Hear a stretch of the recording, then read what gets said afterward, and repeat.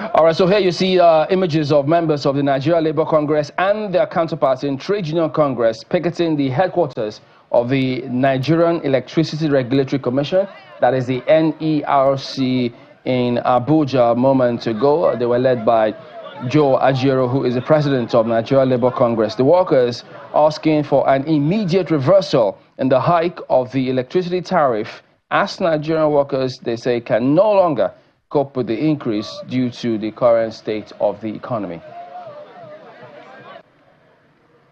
Well, their counterparts in Kaduna also following suit, members of the Trade Union Congress and TUC today picketing the headquarters of, this time, Kaduna Electricity Distribution Company, located in the state capital. They're demanding the same thing, reversal of the tariff hike by NERC. So the labor unions are saying that that the TUC chairman, who we're going to hear him speak at the moment, also highlighting what they want them to do. There were placards there. They all converged there this morning. So let's have a listen to what he said.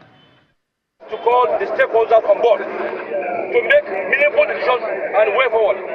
But unilaterally, PHDN decided to hike the price of electricity in Nigeria.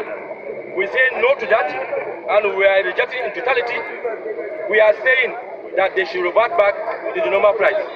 Like my counterpart have said, we don't see any reason, any rationale in saying band A, band B, band C, serve us with electricity. Let us flourish, do our businesses of ice blocks and so on and so forth. Welders, many artisans are there stranded. And then you are saying you are increasing the cost of electricity, and we are saying no to it. We are calling upon the government to, as a matter of urgency, I said as a matter of urgency, revert back and let's go back to the round table. Our demands are revert back, let's go and sit down and agree on what to do. We see no reason why in Nigeria you buy transformer, you buy pole for your environment, for your house. They will take over the things that you buy. And then they will tell you to pay for electricity again. Well, that's cheating in Nigeria. We see no reason where our entity has been sold, and then government gave them about 3 years when it was sold. When it was sold, what is the sense of transaction? We don't need it anymore. Comrades, this is just the beginning. We are going to go in our series of activities. This is the first one, picketing. We are hoping that government will do the needful before we get to the next stage of it. Comrades, let me not take much of your time. I want to thank all chairmen. All right, so there you go. Labour just highlighting what their demands are. So here in the studios, we got Mr. Kingsley Odo, who is the Group Managing Director and Chief Executive Officer of Plantrix Energy Group. They deal with gas and power. But he's also been former SA on technical services, advising to the immediate past Minister of Power. Okay, and you also had a stint with the previous ones. You've been in and around, so that's why you're here, among several things, to explain some of the things that people will expect of the Ministry of Power to do. But let's get your broad perspective first and foremost about the electricity tariff hike. Although it does appear as though NERC has given, quotes, an inch, and so perhaps Labour would then want a mile. So what do you make of this entire scenario?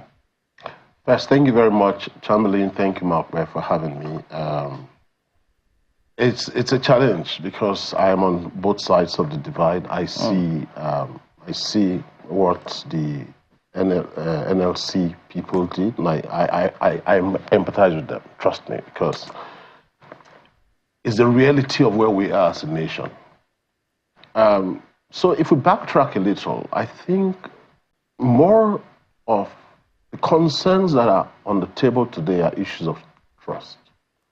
Trust me, because if you go back a bit, you will see that the pricing for electricity had not been reviewed in a bit. And that's why I said it's a whole gamut of confusion, way back from the gas supplier all the way to the end consumer. There is distrust. And once you don't have trust, it becomes a big challenge. So the gas suppliers are owed about $2.3 billion, which is about 3.6 trillion. By who? By government or by the generators annexed by government, because government gives those guarantees. So the gas supplier is supposed to get paid. He's not paid. He's given some guarantees and he gives gas to the generator. Sorry, before you, pardon me jumping. Is there subsidy in this sector? There is subsidy in the sector. There is subsidy. Oh. There's been subsidy, which, as a matter of fact, the cumulative subsidy stands at about 3 trillion, if you like. At what point is this subsidy? So we'll break it down. So there is what you call embed. Embed is the middle tier who provides the buffer, if you like. Now embed says, look, I'll give you a guarantee. With this guarantee, always make sure you supply gas to the generator. The generator generates and then gives energy to transmission, and transmission wields it and then to the distribution. Distribution says, okay, it gives it to the end customers, and then the monies don't come back. So energy goes downstream. Monies don't come upstream. Now, monies are supposed to come in the quantum of energy that's gone downstream, but that's not what happens. So before those transactions happen, yes, where they give those guarantees, yes, they must have done the analysis to see how much will come back. Oh, naturally, and they're sure that they will come back. Of course. So why doesn't it come back? Okay, because you see, downstream, there are all kinds of losses. So first, there's this transmission loss, and then there is the distribution loss, and then there's what you call the, ATC and C losses. So there's what you call the aggregated technical, commercial, and collection loss. Now, collection loss stands on its own. This A, T, C, and C is aggregated. That means there is technical loss, there is collection loss, and there is commercial loss. Now, collection loss means that I'm not able to collect all the monies for the energies that I've given you. And therefore, since I've given you energy, and there are lots of theft, bypass, all the things, as you go downstream, you're not able to collect all the money. So if I give you 100 naira, for example, of worth of an energy, what comes back from collection maybe is 40 naira. So I've lost about 60 naira. Now that money cannot be seen. Therefore, it won't go upstream. And if it doesn't go upstream, government has to find a way to make sure that that guy who supplies gas is paid. It means that my guarantee should cover for you, and also the generator is guaranteed as well. And because the generator is guaranteed, it means that if he's not paid, government would cover. And those are the kinds of subsidies that we have. There are a few things there. Yeah. Technical loss, I mean, yes, that can happen. But collection loss, yes, to the degree that, because it was only recently that Asura paid their bills for a very long time. They hadn't paid. The same thing, government agencies, many of them don't pay. And this are part of what accumulates the collection loss. Yes. Of which government eventually now says, okay, we'll bridge this gap. So government has a huge role to play here if they ensure that all of those agencies live up to the billing. So if they were to fulfill their own billing, could you give us an idea to what percentage will it reduce this collection loss? Not very significant. Because, yes. Because, is that insignificant? Yes, it is. In truth, well, it's a chunk. It's a chunk. But if you want to aggregate it vis-a-vis the spectrum of loss that we have, remember this is a huge community. Yeah. 200 million people nationwide. It's a huge community. And for households, just imagine the quantum of losses that go on. Bypass here, some welder throws his wire in the night and does all of that. So you are not able to get that quantum of monies coming back upstream. And because of that, government tries to see, and government must see that upstream they are catered to. Why? Because if gas is not given to the generator, and by the way, 80% of our energy in this country comes from gas-fired plants. I just heard the governor of Nasarawa state saying, again, that's another discussion. If that does not come back upstream, the gas supplier is going to shut down. And if the generator does not have gas, let's leave the hydros for now. If the generators, gas-fired plants don't have gas, they shut down. I'm sure you heard of issues of gas to power, gas constraints. These are some of these bottlenecks that we have had because the challenges are always there. So government says, you know what? let me cover you with my paper, which is the guarantee. And then those guarantees are now paid for at intervals. I'm sure you heard of 701, 601, those interventions that government gave. Why? Because the generator was going to shut down. So yes, we have seen those interventions, and even though it still baffles me that a government that gives guarantees cannot pay its own bills.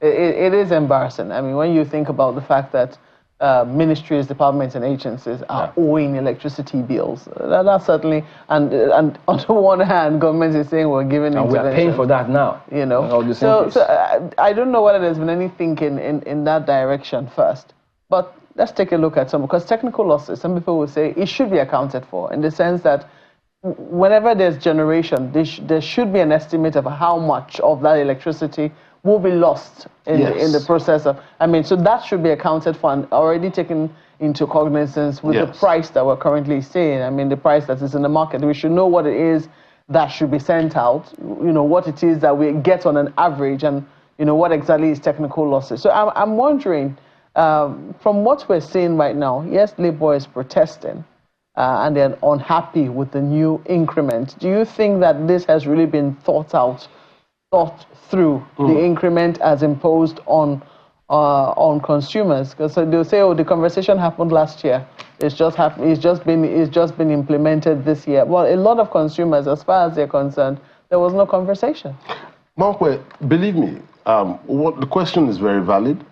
And in the opening of our conversation, I said that the real issue here has been issues of trust. Maybe the information dissemination mechanism is challenging. But so I answered the Chamberlain that there's been subsidy. And so this subsidy has accumulated over time. And it is there. It's humongous. It's frightening. And so government says, well, I'm not on the side of government, but government says, look, we cannot cope. We can't even pay for this. Therefore, there are premium guys who enjoy electricity. So we call them, for lack of better words, Band A people, right? Band A people are highbrow people. Maitama, Lekki, Ikoyi, and all of this bunch of people. So what I understand government saying is there are two levels of tariffs. There is what you call the cost-reflective tariffs and the service-reflective tariffs. So cost-reflective means that I'm able to aggregate all my costs and put it in a bucket, and I say, if these are my costs, what will I need to run a proper business? I mean, and still make profit. So those costs have been aggregated, and it sits in the neighborhood of about maybe from 160 naira per kilowatt hour to about 225 naira per kilowatt hour, as the case may be. So they're charging maximum for Band A. So government says, let's experiment with this. Let's even have those guys who can pay, who really can pay. Let them enjoy 20 hours. So it becomes a service reflective tariff. Means that I'm giving you 20 hours of electricity. However, with this, you would pay this premium pricing, if you agree. So that's why I said, Malcolm, that the real issue has been sitting down with Labour to say, look, this doesn't affect any person, because any person from Band B to Band E. The truth is, if these movements don't happen, the sector might just collapse. It means that if some kinds of subsidy, we're still sitting at close to 1.6 trillion, even with this. But an experiment that says, can this really work? Maybe if people enjoy more power, have good electricity that runs for 20 hours, then maybe it will be exciting. It goes back to the question you started out with, the word trust. I agree. Because when they say cost-reflective tariff, any business has to do that to ensure that you stay afloat and not go under. The service-reflective one challenges, because what about the charter of service? When if you don't do certain things, you don't bill them for that. So all of those areas are where people just sit and say that this is unacceptable. True. You put me in a certain band, I'm not even getting anything. And then you're still billing those kind of people. And then they give, they say, how long is it? 7 days before what they move you to band B if you don't get the supply for A. businesses that they cancel, there are several that won't last for that 7 days, which you speak about. You know, it's quite challenging. Again, I sit from outside of this and I see end to end of the spectrum. Trust me, I see everything. So I see that what government, NERC and all those agencies should have done is engaged with relevant bodies like NLC, TUC, and say, listen, this is what would happen. It has to happen. Because when the figures are shown, it becomes quite clear that these steps must happen. If not, there will be disaster. Now, what do we want, chicken or egg? Because sometimes we ask these questions, is it chicken, is it egg, which one?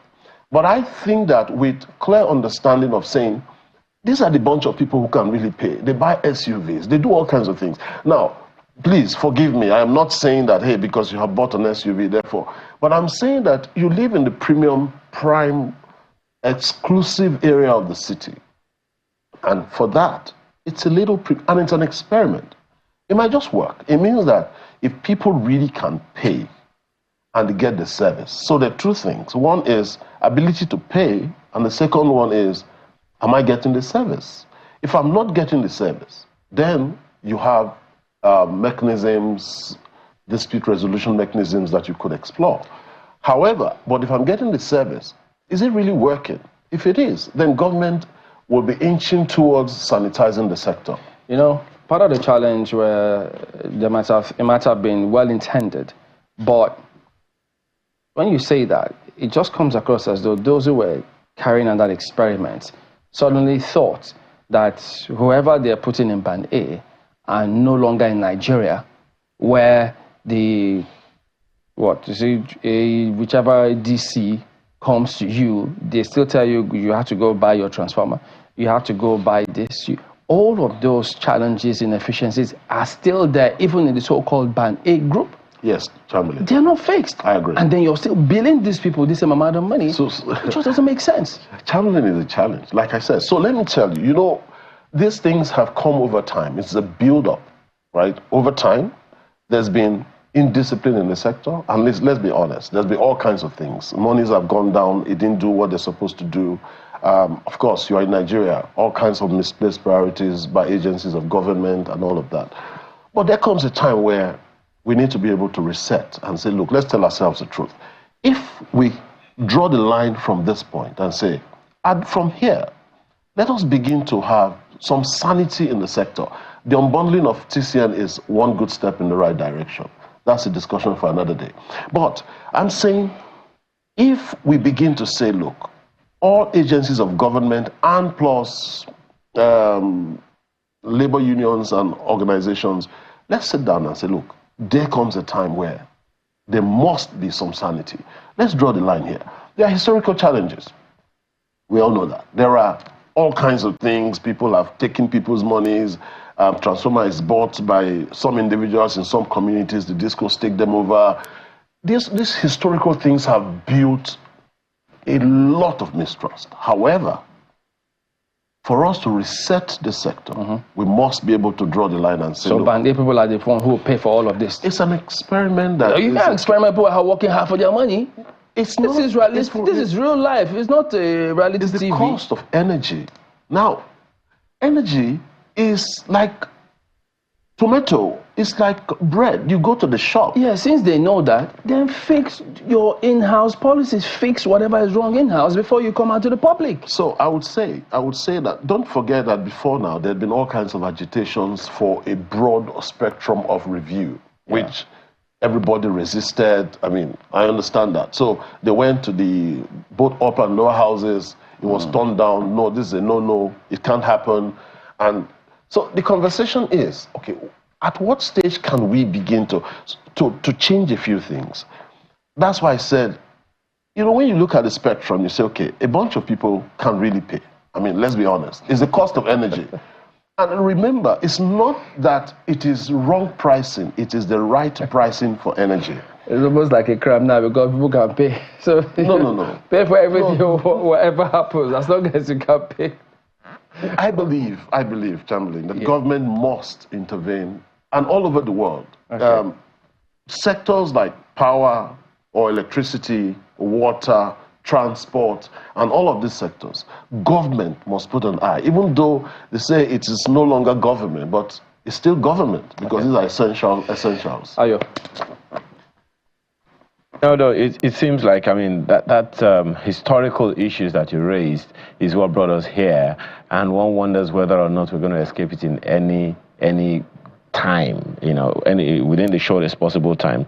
Two twin issues that I'd like you to quickly speak to is one thing you stated earlier, which is that of awareness. I mean, talking to the stakeholders is one thing. We're engaging people, creating enough awareness before making any form of pronouncement. That's another kettle of fish altogether. So the issue of awareness is still there, still hanging. The second is that of sabotage. There have been allegations of sabotage of the power sector over the years. So from your experience, is there any semblance of truth to the issue or claims or belief or allegations of sabotage by some forces wherever? Thank you very much. To answer your first question is, I believe that the Ministry of Information and all those national orientation agencies, whatever they call, so those organs must be seen to really begin to work very hard. Because once truth is known and it is understood, the approach and the conversation will be a little bit different than if when you just come out but I believe that NERC hopefully should have gone round and then also made people understand that this is where we are. This must happen for the sector to even have some level of fresh air. If not, it would collapse. And a collapse is not what we desire at this point. It's how do all of us put hands on this deck and make it happen? One of the ways is what they have done. So channeling, Ayo, I agree with you totally that the information dissemination mechanism needs to be worked on and must, for every anticipated change, there has to be fireworks of all of these things to make it happen so that when it's happening, everybody is on board. That's one. You talked about sabotage. Again, we're all in a country, off records we're talking here, we said, you have to be a Nigerian to be here. It's a very, very difficult place to be in, and that's the truth. However, we must separate criminality from all of these things. There are even criminals in civil service, okay? And there are lots of people who just go there to maybe enrich themselves. And government must put processes in place to truly make sure that the criminals pay for it. And so if you go downstream, especially transmission infrastructure nationwide, where that's where the real sabotage is, because some remote area, some towers in some place, nobody's there, no monitoring, you know, and then those towers go down, it causes a backlash. The system trips because of that vandalization happening in some remote location. It's a huge problem. However, it can be dealt with one step at a time. Sabotage is real, even within the government or outside of the government, or even orchestrated from within. But we must separate criminality and begin to deal with all of these things. We can't fix it today, but we just keep moving in the right direction. What we've been trying to do for the past 60 years. You know, sincerity of purpose is critical, and that's why I said to government that, look, put best materials in the places where you know. Okay, so that hit it on the head then. Yes. What do ministers of power even do? You know, that's it. That's it. You were, in fact, that's where you were. What do they do? Why? I have a different question. It would be like this: if we actually had somebody in the right place at the right time and who really knew what to do, how long do you think it would take that person to fix the sector? Okay, one person cannot fix, but good question, Malcolm. So you have one person who understands what he's trying to do and has a clear roadmap, right? And he has a clear agenda, and then it brings the right people, because your ability to put the right people in those places so that you are communicating the same thing downstream becomes critical. How long it will take to fix? We can put it, see, trust me, we can say we can get to 10 gigawatts in 5 years. It's not a tall dream. Gigawatts? Yes, which is 10,000 megawatts. Oh, in 5 years. It's possible. It means that, but let's listen, if we get, today we sit at about between 5,000, 4,000, 3,000. Is that the transmission capacity? No, it's what is willed to the end customer, or rather to the But it's what we get that we So the point, therefore, is if we even give ourselves 10 gigawatts and say by this 2024, by 2029, we should hit 10 gigawatts. It means that all things work together to make it happen, from distribution, transmission, generation, the gas supplier, and all of these bodies that play active roles in the power sector, or who are what I call critical stakeholders. They are able to focus on that 10 gigawatts. So everything works towards 10 gigawatts. If I have a misfit here, I yank him off quickly. If I have somebody who is, and I just begin to work, it might just turn out well. 10 gigawatts is a huge. Yeah, just you heard the governor saying 20 megawatts will solve his own problem. It's just That's another matter. It's just that over the years, all things have never worked together. So, but this is a conversation that we'll try and have at another date, because there's so many components to this matter. But we have to thank you for coming on, because we need to anchor at this point. Kingsley Odo is the GMD and CEO of Plantrix Energy Group. They deal with gas and power. He's also former SA to the former Minister of Power, amongst other things. So thank you for coming on today. The pleasure has been mine. Thank you so much. Well, that is the show today. We thank you all for watching. We'll see you again next time. I'm Chamberlain, so goodbye. Thank you. I'm Malpa Ogun Yusuf. Have a lovely day. And I'm Ayo Makinde. Do have a productive day ahead of you.